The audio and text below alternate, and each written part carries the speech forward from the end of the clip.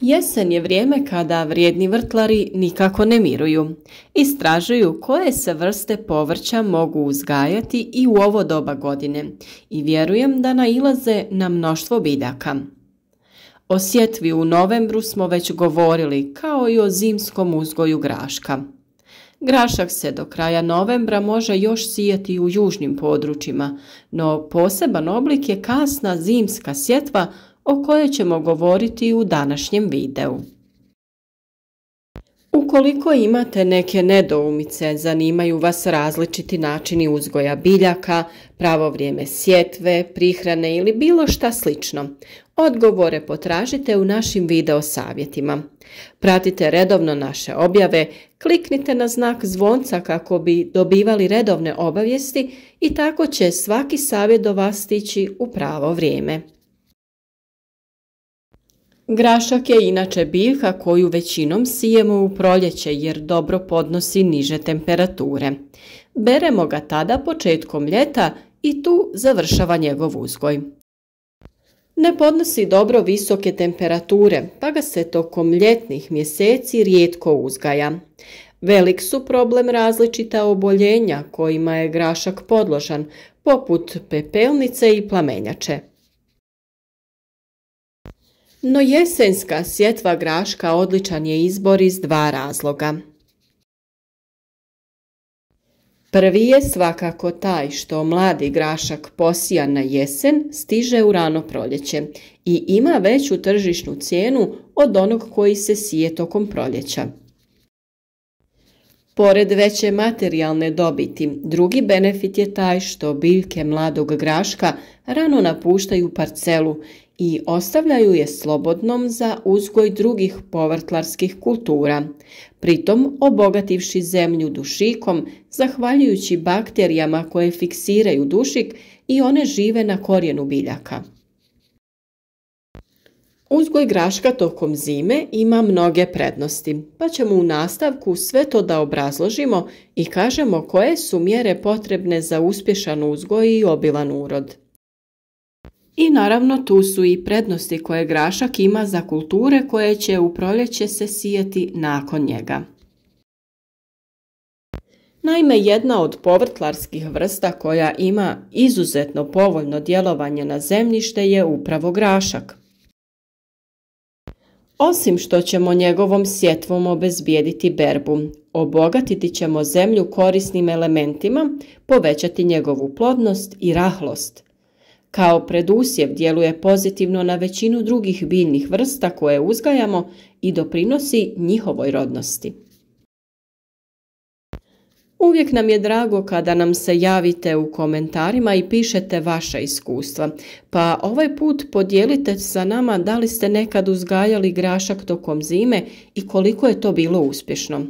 Svakako će mnogima koristiti da čuju iskustva drugih, pogotovo ako podijelite i informaciju o klimatskim uslovima u kojima živite.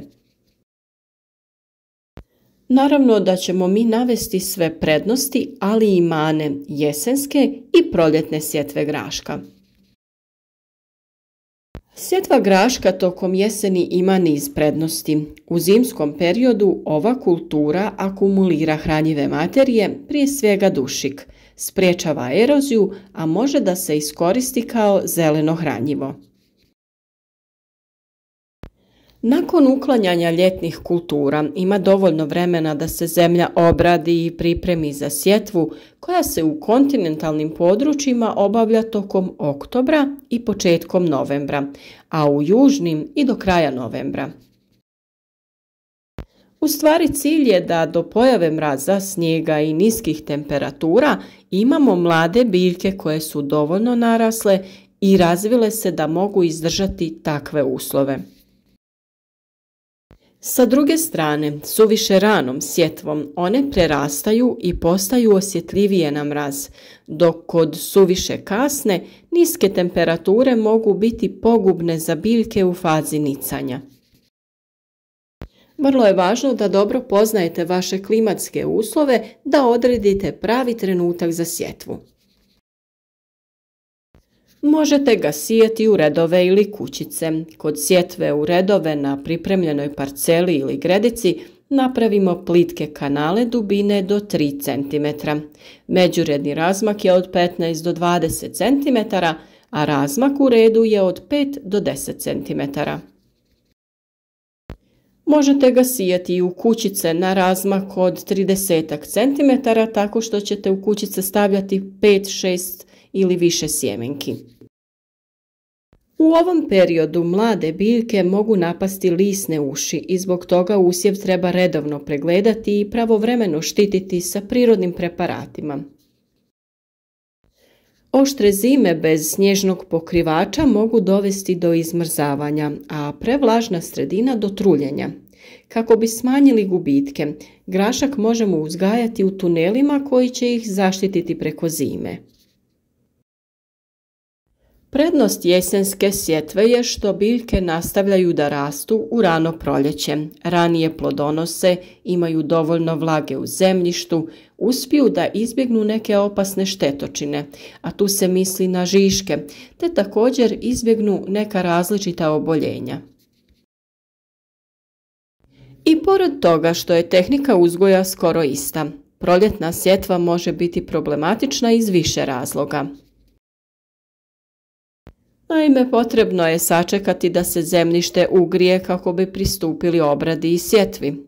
Obično je to u martu, ali nepovoljni uslovi mogu termin sjetve da odlože, što povećava problem napada štetočina i pojave oboljenja.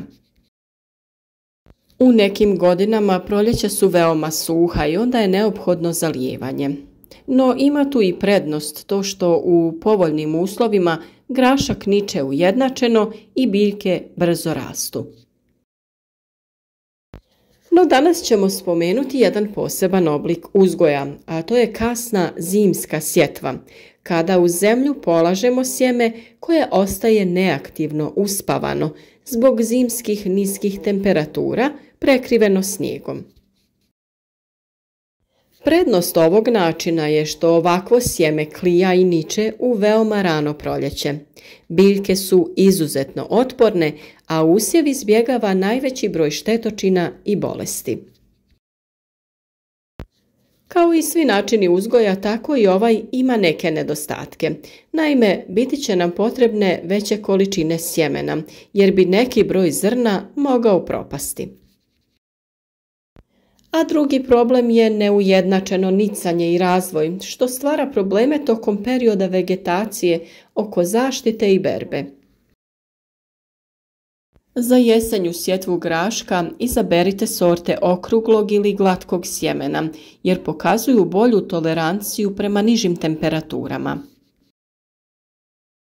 Također, prije sjetve graška u zemljište ne bi trebalo da se unese stajsko gnojivo, jer dovodi do stvaranja velike količine zelene mase, a malo mahuna graška.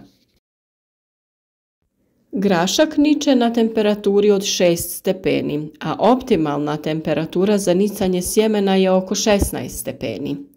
Kada govorimo o klimatskim uslovima, treba obratiti pažnju da tokom hladnih zimskih dana i noći biljke ranog graška zaštitite malčem ili agrotekstilom.